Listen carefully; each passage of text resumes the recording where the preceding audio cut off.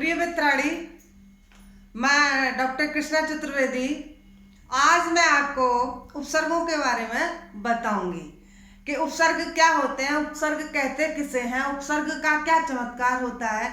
जब हम किसी धातु या क्रिया के या शब्दों के आगे लगा देते हैं तो उपसर्ग का मतलब कितना अर्थ परिवर्तन हो जाता है, मैं उसके बारे में आपको बताऊंगी। आज 29 तारीख है और आपका परसों संडे का 31 है, तो जो आपके जो कंपटीशन की परीक्षा है सीटेट वगैरह की, तो मैंने सोचा थोड़ा सा उपसर्ग के बारे में बता दें कि जिससे थोड़ा सा आप लोगों का जो स्टूडेंट्स हैं उनका थोड़ा सा भला हो जाए, भला क्या थोड़ा सा समझ जाए। मैं बहुत ही कम शब्दों में और मतलब बहुत सरल तरीके से आपको समझाने का प्रयत्न करूंगी और मैं आशा करती हूँ कि आप उन उपसर्गों को समझ भी जाएंगे। तो जैसे आपका है उपसर्ग, उपसर्ग, उप मीन्स होता है कि किसी चीज को समीप, उप मीन्स समीप, समीप में होना।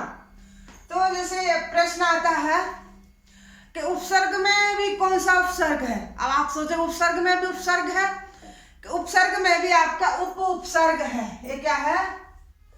उप, उप क्या है? वो आपका उपसर्ग है। सॉरी, इसमें कुछ हो गया है, दूसरा लेती हूं मैं।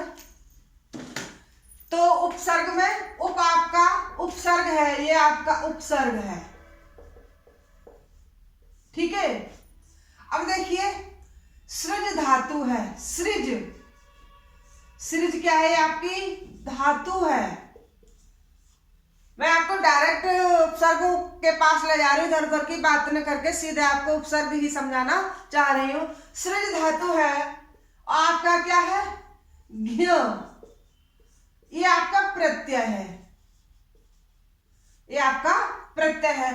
तो प्रश्न आ जाए कि उपसर्ग में कौन सा प्रत्यय है, तो आपका घ्य प्रत्यय है। उपसर्ग में धातु कौन सी है? सृज धातु है। और आपका उपसर्ग में उपसर्ग आपका आगे लगाइए। जब ये तीनों मिलकर के बने तब आपका बनता उपसर्ग। जैसे उपसृज है, ये सृज, सृज, तो सृज से जो री है, ऋषि वाला री है, इससे हमने अर लिया, अर लिया।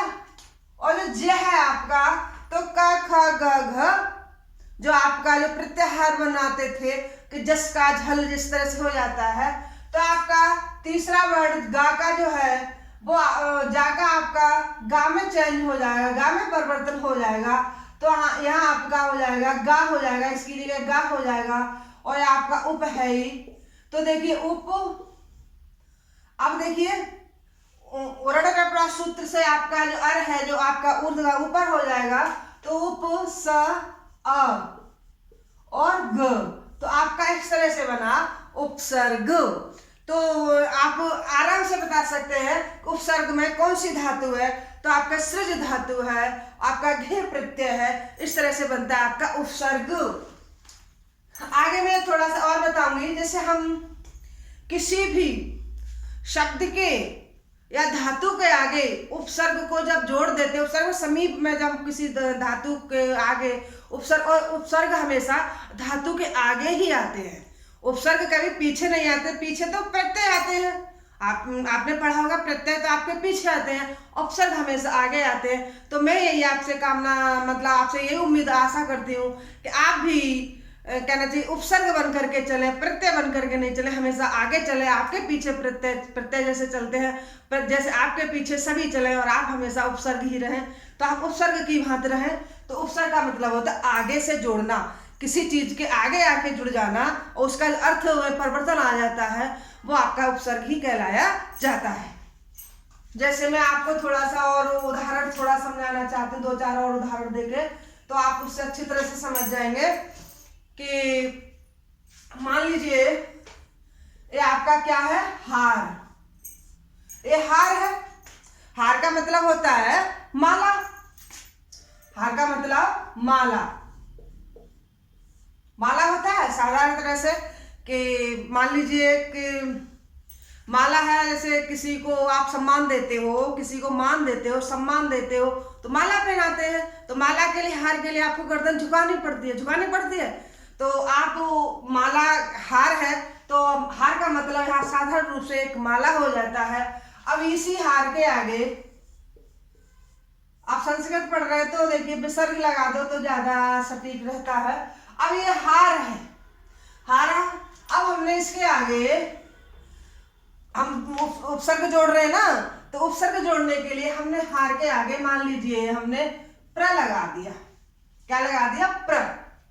आपके 22 उपसर्ग है ना, प्र, परा, अप, सम, अभि, अभि, अव, मत, अभि, अभि, अभि, अब, नि, दूर, दुस, दुस, निस और सु, अत। इस तरह से आपके क्रमबद्धता थोड़ा सा मेरा गड़बड़ा जाता है। तो इस तरह से आपके 22 प्रत्याहार हैं। तो जैसे प्र आ गया, आप सबसे पहले आपका प्र उपसर्ग आता है क्रमबद्धता से देखा जाए तो प्र लगा दिया, प्र लगा दिया तो आपका क्या हो गया? प्रहार। अब देखिए यहाँ क्या था? हार। हार मीन्स माला। आप माला के लिए सिर झुकाएंगे। अब वही आपका प्रहार, प्र जोड़ दिया, उपसर्ग जोड़ दिया तो प्रहार। क्या किसी के आगे आप फिर सिर झुकाओगे तो कितना अर्थ में परिवर्तन आया? प्रहार मीन्स किसी को चोट पहुंचाना, किसी को बहुत ज्यादा आघात पहुंचाना। तो आप जैसे मान लीजिए लात से प्रहार कर दिया, जैसे रावण ने विभीषण को लात से प्रहार करके अपने राज्य से निकाला था। तो देखिए प्रहार, उसको किसी को डंडे से चोट मारना, किसी डंडे से प्रहार करना, आगे से प्रहार करना या पीछे से करना, मतलब प्रहार का मतलब है कि किसी को चोट पहुंचाना। हम इस थोड़ा सा अर्थ भी लिख देते हैं, क्या होता है? किसी को चोट पहुंचाना, पहुंचाना।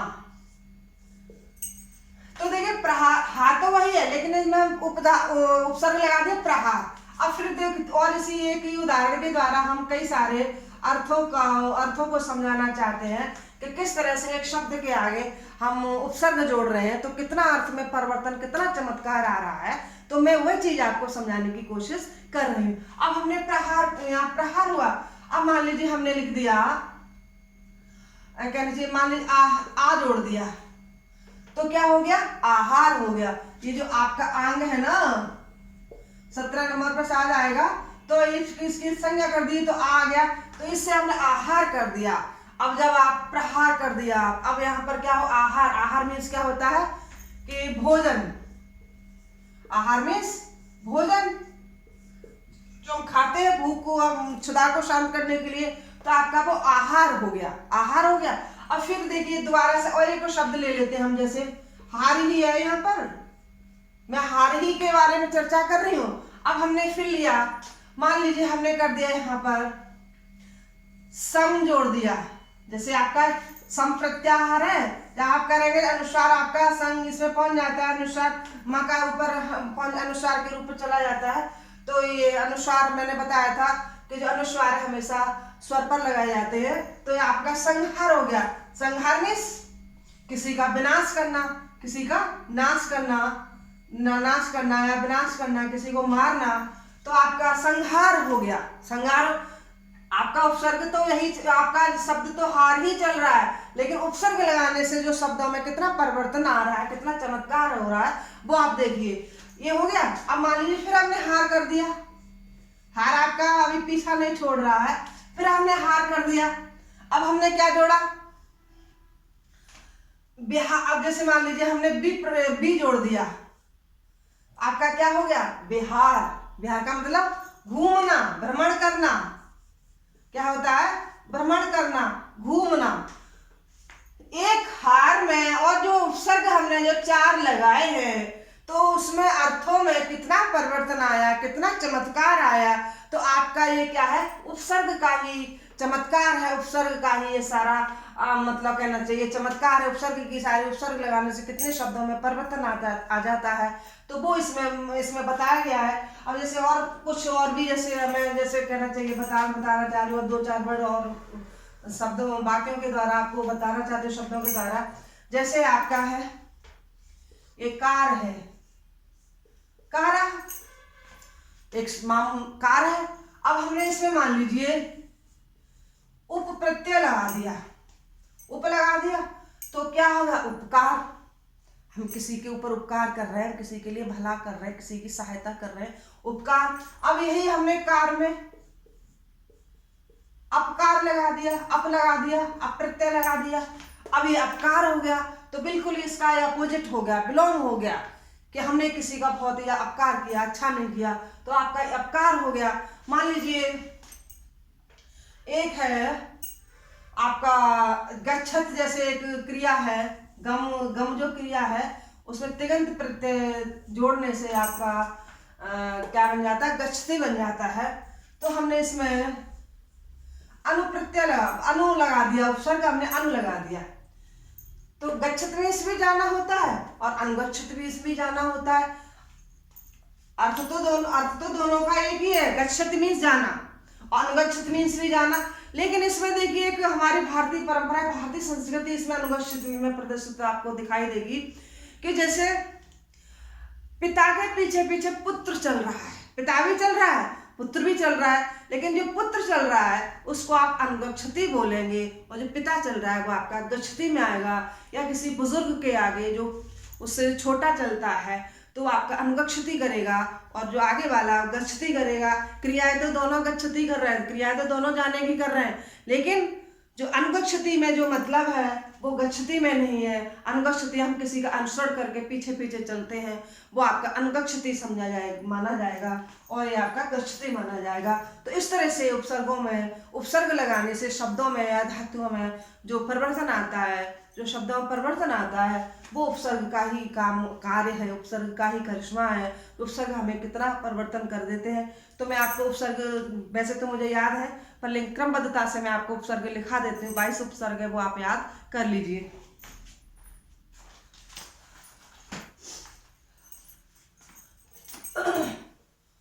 तो देख नंबर 1 कम दिखता है, पास की नजर बहुत मेरी कमजोर हो गई है।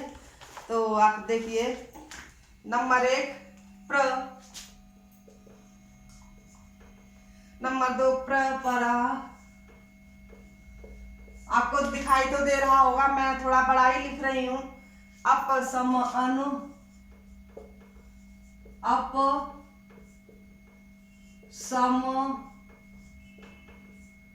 5 नंबर पे अनु और आपका अवनिस,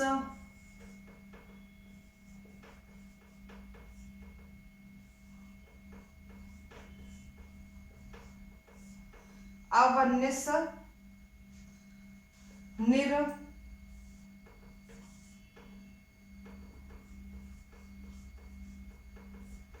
निर, दुस दुर, दुस, 10 नंबर पर दुर,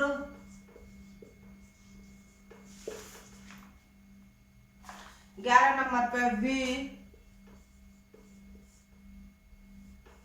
12 पे अंग, जो भी मैंने बताया था इसको बड़ा भी कह सकते हैं जब उसका एक संगक हो जाएगा तो। फिर आपका है नी,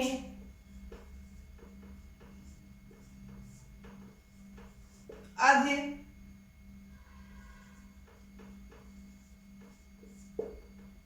अति,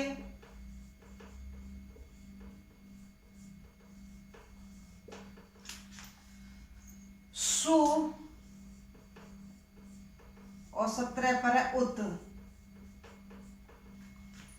फिर आपका है 18 पर अभि,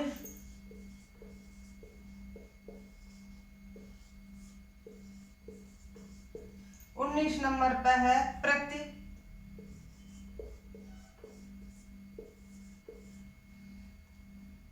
20 पर है पर, 21 पर है उप और फिर आपका 22 पे अपे।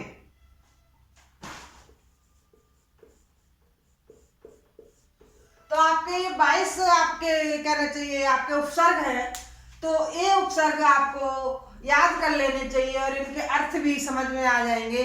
जब आप कोई भी शब्द आएगा तो आप आराम से आगे लगा हुआ जैसे कोई भी इसमें से आ जाएगा। तो मान लीजिए जैसे कोई भी शब्द आ जाता है, किसी के आगे प्रत्यय लगा होता है, तो आप आराम से जैसे मान लीजिए पठनी आ गया, पठनी आ गया, तो आप अब इसमें कहा जाए, इसमें प्रत्यय क्या है, इसमें तो प्रत्यय नहीं, वो इसमें उपसर्ग देखा जाए तो उपसर्ग नहीं है, क्योंकि यहाँ पर अनियत प्रत्यय है। तो आप इसमें बता, जब आपने पढ़ा प्रत्यय और आपने उपसर्ग पढ़ा है तो आराम से समझ जाएंगे कि इसमें उपसर्ग नहीं है, और यही आपका आ जाता है अपकार आ जाता है। तो आप आराम से समझ जाएंगे कि अब ये हमने उपसर्ग याद किए थे, अब उपसर्ग है, तो आप आराम से उपसर्ग लगा सकते हैं, टिक लगा सकते हैं। इस तरह से आप अपने अंकों को आगे बढ़ा सकते हैं। आपको हमारा ये वीडियो, आपको हमारा पढ़ाना अच्छा लग रहा है तो प्लीज़ लाइक करें और सब्सक्राइब करें। जय हिंद।